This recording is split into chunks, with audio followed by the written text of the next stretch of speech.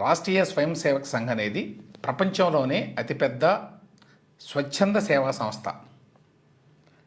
అయితే అసలు ఆర్ఎస్ఎస్ అనేది ఏమిటి, స్వచ్ఛంద సంస్థ అంటే ఏమిటి అర్థం, దాని లీగల్ స్టేటస్ ఏమిటి అనేది తెలియదు.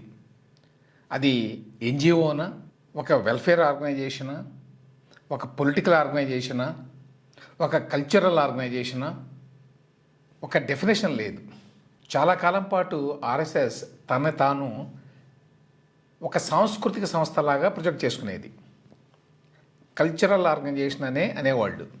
కానీ ఆ పరిమితులు దాటుకొని ఎప్పుడో వెళ్ళిపోయింది ఆర్ఎస్ఎస్. ఇవాళ ఆర్ఎస్ఎస్ తోటి కోట్లాది మంది అసోసియేట్ అయి ఉన్నారు. అయితే ఖచ్చితంగా సభ్యులు ఎంతమంది అనే విషయం కూడా ఎవరికి తెలియదు. దానికి కారణం ఏంటంటే, మేము సభ్యుల్ని ఎన్రోల్ చేసుకోము, ఎటువంటి రిజిస్టర్ని మెయింటైన్ చేయమని చెప్తారు. కానీ లక్షలాది మంది, కోట్లాది మంది ఆర్ఎస్ఎస్ కార్యకర్తలు ఉన్నారని చెప్తారు మళ్ళీ. అటువంటి ఆర్ఎస్ఎస్ అసలు దేశంలో రిజిస్టర్ కూడా కాలేదు. అంటే దేని కింద కూడా అది రిజిస్టర్ కాల.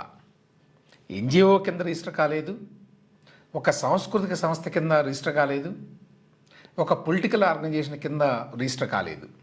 పోనీ అదేమన్నా మామూలు సంస్థ అంటే కాదు. అందరికీ తెలుసు, బీజేపీ అనేటువంటి పార్టీకి మాతృక అది. ఆర్ఎస్ఎస్ నుంచే ఇన్స్పైర్ అవుతుంది బీజేపీ. అంటే బీజేపీ సిద్ధాంతాలన్నీ కూడా ఆర్ఎస్ఎస్ నుంచి వచ్చినవే. అటువంటి ఆర్ఎస్ఎస్ అనే సంస్థకి ఒక లీగల్ స్టేటస్ లేదు, ఒక రిజిస్ట్రేషన్ లేదు అని అంటే చాలా ఆశ్చర్యం కలుగుతుంది. ఆర్ఎస్ఎస్ని పెట్టిన 100 సంవత్సరాల తర్వాత కూడా ఇదే పరిస్థితి. 1925లో ఆర్ఎస్ఎస్ని స్థాపించారు కేబీ హెడ్గేవార్ అనే ఆయన. అయితే అప్పటికీ ఇప్పటికీ కూడా ఆర్ఎస్ఎస్ అనే దానికి ఒక స్పష్టమైన రూపురేఖలేమీ లీగల్గా లేవు. దాని మీదనే ఇప్పుడు తాజాగా 100 సంవత్సరాల తర్వాత ఆర్ఎస్ఎస్ ఇప్పుడు సెంటినరీ సెలబ్రేషన్ చేసుకుంటోంది. ఇది 101వ సంవత్సరం ఆర్ఎస్ఎస్ని స్థాపించి. సో ఈ సందర్భంలో కర్ణాటక హోంశాఖ మంత్రి ప్రియాంక ఖర్గే ఒక 2 పేజీల లేఖ రాశాడు నిన్ననే. ఎవరికి? ఆర్ఎస్ఎస్ చీఫ్ మోహన్ భగవత్ గారికి. సర్ సంఘ్ చాలక్ అంటారు ఆర్ఎస్ఎస్ అధినేతని. సో ఆయన ఉద్దేశించి ఈ లేఖ రాశాడు. ఈయన ఏమడిగాడంటే, మీరు దయచేసి వివరణ ఇవ్వండి, ఈ ఆర్ఎస్ఎస్ యొక్క లీగల్ స్టేటస్ ఏమిటి, దానికి అసలు రిజిస్ట్రేషన్ ఉందా లేదా, ఉంటే ఏ పేరు మీద ఉన్నది, దాని సోర్సెస్ ఆఫ్ ఫండింగ్ ఏమిటి, నిధులు ఏ రకంగా వస్తాయి, దాని ఖర్చులు ఎంత ఉంటాయి, దాని ఆఫీస్ బేరర్స్ ఎవరు, ఆథరైజ్డ్ రిప్రజెంటేటివ్స్ ఎవరు, మీకు వచ్చే చందాలు ఎక్కడెక్కడి నుంచి వస్తాయి, మీరు వేటి మీద ఖర్చులు పెడతారు, మీకు ఏ రకమైన ఆస్తులు ఉన్నాయి ఆర్ఎస్ఎస్ పేరు మీద, ఇవన్నీ కూడా మీరు ప్రజలకు చెప్పాల్సిన బాధ్యత ఉన్నది అని చెప్పి ఒక 2 పేజీల లేఖ ప్రియాంక్ ఖర్గే రాశాడు. ప్రియాంక్ ఖర్గే అంటే కాంగ్రెస్ పార్టీ నాయకుడు మల్లికార్జున ఖర్గే గారి కుమారుడు, కర్ణాటక ప్రభుత్వంలో హోంశాఖ మంత్రి. ఆయన ఏం రాశాడంటే, కర్ణాటకలోనే మీకు కొన్ని వేల శాఖలు, లక్షలాది మంది కార్యకర్తలు ఉన్నారని చెప్పి మీరే రాసుకుంటున్నారు. మరి దేశవ్యాప్తంగా ఇంత పెద్ద ఎత్తున మీకు ప్రజెన్స్ ఉన్నది కదా, ఉన్నప్పుడు అసలు మీ సంస్థకి ఉన్నటువంటి రాజ్యాంగబద్ధమైన చట్టబద్ధమైనటువంటి ఫ్రేమ్వర్క్ ఏమిటి, ఎందులో ఉన్నారు మీరు, మీకు అకౌంటబిలిటీ అనేది లేదా? ఇంత పెద్ద సంస్థ అయినప్పుడు పారదర్శకత ఉండాలి కదా, ప్రజలకు జవాబుదారీగా ఉండాలి కదా. దేశంలో ఏ సంస్థ అయినా సరే లెక్కలన్నీ బయటకు చూపించాలి, చట్టానికి బద్దులుగా ఉండాలి. కానీ మీరు మాత్రం ఆ విధంగా లేరు. కాబట్టి ఇప్పుడు 100 సంవత్సరాలు పూర్తి చేసుకున్న సందర్భంగానైనా మీరు మొత్తం వివరాలను బయట పెట్టండి, దేశ ప్రజలకు చెప్పండి అని చెప్పి ప్రియాంక్ ఖర్గే ఈ లేఖ రాశాడు.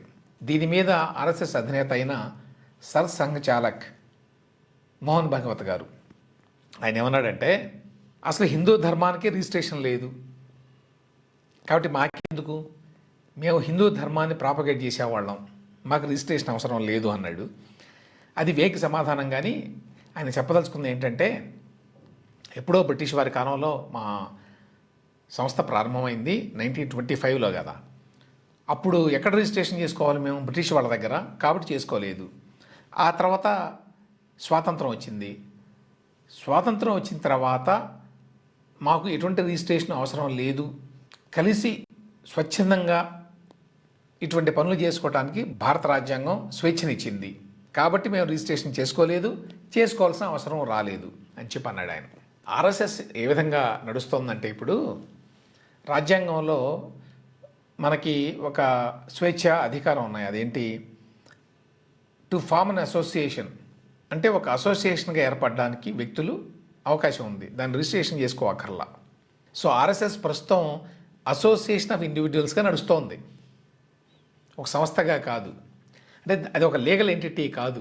ఒక లీగల్ ఎంటిటీ కాదు కాబట్టి ఆ సంస్థ ఎవరి మీద కేసులు వేయలేదు, ఎవరో కూడా ఆ సంస్థ మీద కేసులు వేయలేరు.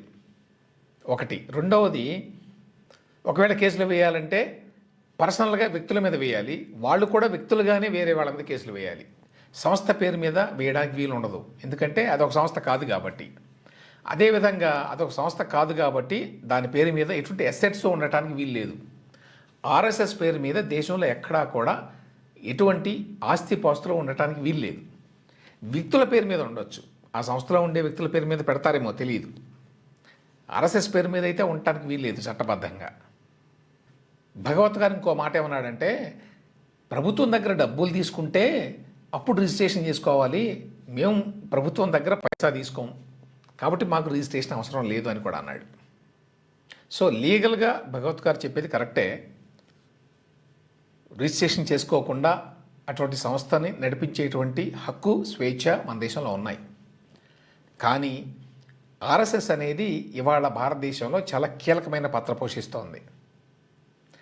ఆర్ఎస్ఎస్ భావజాలాన్ని ముందుకు తీసుకెళ్లేటువంటి ఏకైక లక్ష్యంతో ఏర్పడినటువంటి భారతీయ జనతా పార్టీ ఇవాళ దేశంలో కేంద్రంలోనే కాదు, దేశంలోని అనేక రాష్ట్రాల్లో కూడా అధికారంలో ఉంది. ఆ రకంగా ఆర్ఎస్ఎస్కి ఇవాళ చాలా ప్రాధాన్యం ఏర్పడింది.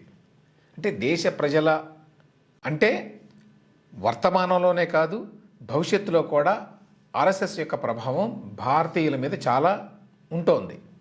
మరి ఆ నేపథ్యంలో ప్రజలకు ఎంతో కొంత జవాబుదారీగా ఉండాల్సిన అవసరం లేదా? పారదర్శకంగా ఉండాల్సిన అవసరం లేదా? ఏ రకంగా ఈ సంస్థ నడుస్తుంది,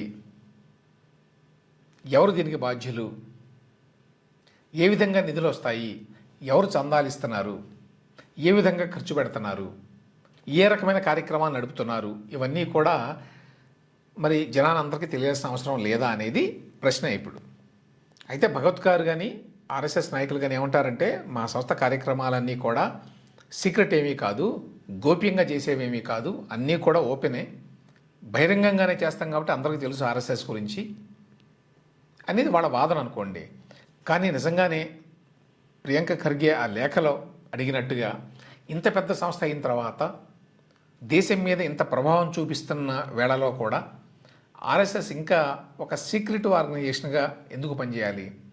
నిజంగానే దాచిపెట్టుకోవడానికి ఏమీ లేకపోతే రిజిస్ట్రేషన్ ఉన్నా లేకపోయినా తనకు సంబంధించినటువంటి అన్ని వివరాలని పబ్లిక్ డొమైన్లో పెట్టొచ్చు కదా అనేది చాలామంది ప్రశ్న.